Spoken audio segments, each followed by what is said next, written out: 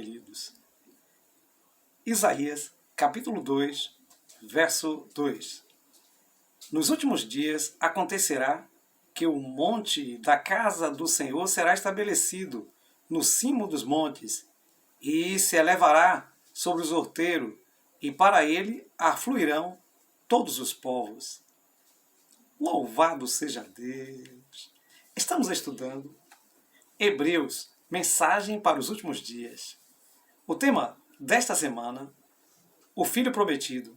Hoje, domingo, nestes últimos dias. Bem querido, bem querida, faça seu comentário, dê like, inscreva-se neste canal. Bem, estamos estudando então a carta aos Hebreus, e essa carta ela é uma carta muito especial porque trata de um problema que era um problema contemporâneo dos hebreus, mas que se torna também um problema nosso, os últimos dias. Bem, os últimos dias, para a Bíblia, é mencionado de uma forma muito especial, porque os últimos dias é uma profecia relativa a tudo que iria acontecer para consumar o que Deus esperava cumprir em Cristo Jesus. Mas nem sempre usamos essa expressão últimos dias. Algumas vezes a Bíblia fala em tempo do fim, às vezes a Bíblia fala em últimos dias. E essa expressão, tempo do fim, que é mais tomada no sentido histórico de Daniel, no aspecto ali da profecia, ela difere um pouco dos últimos dias no que diz respeito ao início de um processo que culminaria com o reino de Deus. Quando estudamos Números 24, de 14 a 19, e vemos ali a profecia de Balaão falando então dos últimos dias, e ele forçosamente abençoando o povo de Deus, porque ele não queria abençoar, mas Deus fez abençoar. Também encontramos Isaías falando que Deus iria estabelecer então o seu santo monte e todos os povos se afluiriam para ouvir a sua palavra e glorificar o seu nome. No entendimento dos escritores do Novo Testamento, nós podemos ver que para Pedro os últimos dias tinham chegado. Paulo também deixou entender isso em algumas das suas cartas, e especialmente em Hebreus, ele nos fala que o Filho era justamente aquele que se apresentava dos últimos dias. Bem, os últimos dias seriam o cumprimento de uma gama de profecia, uma série de profecia que havia sido prometida desde o Antigo Testamento. E Isaías, ele falava sobre isso e dava então um caminho para que nós pudéssemos entender que em Jesus Cristo tudo isso aconteceria.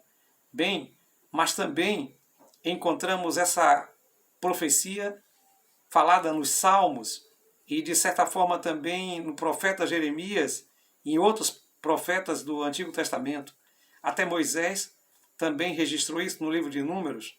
Agora, essas profecias elas começam a se concretizar. Na ressurreição de Jesus, concretiza-se então a promessa da ressurreição. Aí então vem a descida do Espírito Santo e Deus atuando poderosamente tudo aquilo que havia sido prometido no Antigo Testamento. Jesus inaugurou então o período da libertação. Jesus inaugurou o período da vitória contra Satanás, estabelecendo então o governo de Deus que foi prometido no Antigo Testamento. O Pai começou a fazer a partir da primeira vinda, tudo aquilo que vai completar em Jesus na segunda vinda. Desde o nascimento de Jesus até a sua crucifixão, a sua ressurreição, se consuma então ali o primeiro momento no que diz respeito às profecias do Antigo Testamento. Mas agora, com a volta de Jesus, isso então chegará ao seu ápice.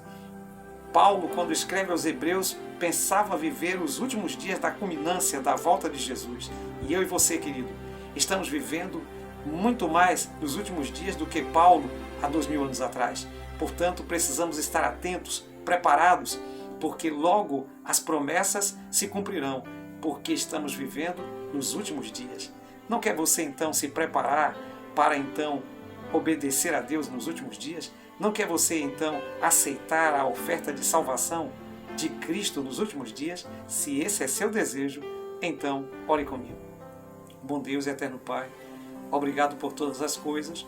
Obrigado, Senhor, porque nos desperta para em que época estamos vivendo. Nos ilumina e nos abençoa. Em o nome de Jesus. Amém.